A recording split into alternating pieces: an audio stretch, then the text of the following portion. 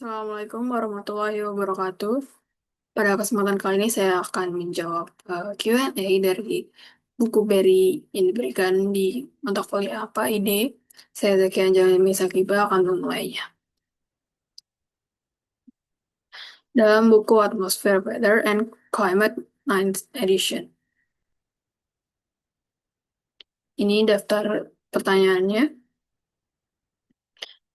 Saya akan menjawab pertanyaan pertama.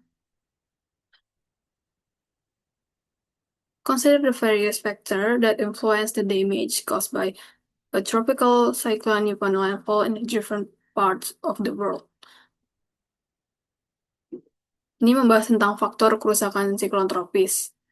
Jadi, ketika siklon tropis mendarat atau landfall, kerusakannya bukan hanya ditentukan oleh kekuatan angin, tapi ada tiga faktor fisik yang bekerja bersamaan. Yang pertama ada kecepatan angin yang maksimal.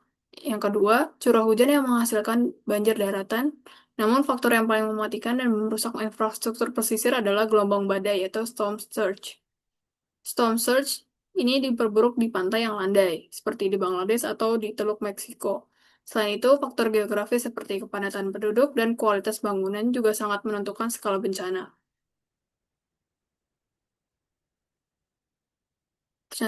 Pertanyaan nomor 2. Use the indicators of ENSO now and PNA and so on available on the web to compare anomalies of temperatures and precipitation in a region of the matters to you during positive and negative phases of the oscillations.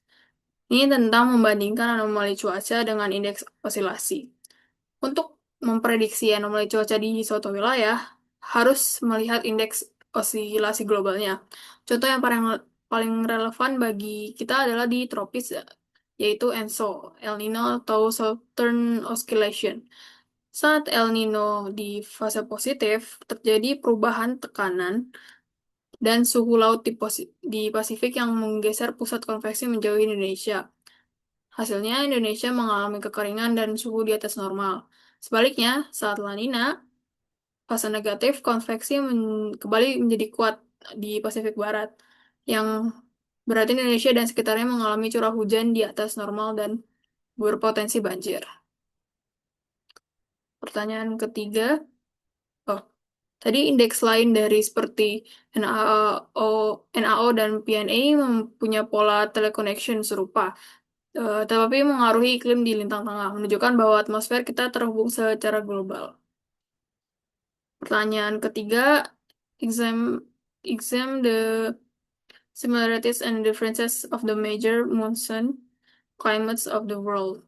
Tentang kesamaan dan perbedaan iklim monsoon. Semua sistem monsoon utama di dunia punya kesamaan. Mereka dicirikan oleh pembalikan arah angin musiman yang menghasilkan musim hujan dan kering. Ini adalah respon terhadap perbedaan besar dalam pemanasan antara daratan benua dan lautan. Namun ada perbedaan mendasar dalam kekuatan dan pemicunya. Monsoon Asia yang paling kuat karena diperkuat oleh efek orografis dari dataran tinggi Tibet yang menciptakan low pressure yang sangat dalam. Sementara itu, monsoon Afrika Barat yang misalnya lebih didorong oleh perpindahan musiman atau ITCZ, Intertropical Convergence Zone. Jadi ini pendorong utamanya bervariasi secara regional. Yang keempat, what are the similarities and differences of cyclonic system in mid latitudes and the tropics? Tentang siklon lintang tengah versus siklon tropis. Siklon lintang tengah dan siklon tropis terlihat mirip di peta, tapi strukturnya itu sebenarnya berbeda. Perbedaan utamanya ada pada sumber energinya. Siklon tropis ini punya inti yang hangat atau warm core. Mendapatkan energinya dari pelepasan laten kondensasi. Sebaliknya, siklon lintang tengah punya inti dingin atau cold core. Energinya ini berasal dari perbedaan suhu horizontal yang disebut ketidakstabilan baroclinic. Siklon tropis tidak punya front dan struktur vertikal, sedangkan siklon lintang tengah selalu memiliki front dingin atau hangat, dan strukturnya miring terhadap ketinggian. Yang kelima, Ada by what mechanism do ENSO events affect weather anomalies in the tropics and in other parts of the world? Tentang mekanisme pengaruh ENSO secara global. Eh, Kayak bagaimana ENSO itu mempengaruhi cuaca Jakarta hingga New York? Jawabannya adalah melalui teleconnections atau gelombang atmosfer yang merambat dari Pasifik atau koneksi jarak jauh. Gangguan sirkulasi Walker El Nino menggeser pusat badai dan konveksi ke timur, mengganggu sirkulasi udara di ekuator, memicu anomali hujan besar. Modulasi jet stream, pergeseran pusat konveksi ini memancarkan gelombang atmosfer Rossby waves yang merambat hingga ke lintang tengah. Gelombang ini mengubah jalur jet stream di atas Amerika Utara dan Pasifik, sehingga mempengaruhi musim dingin dan pola badai di sana.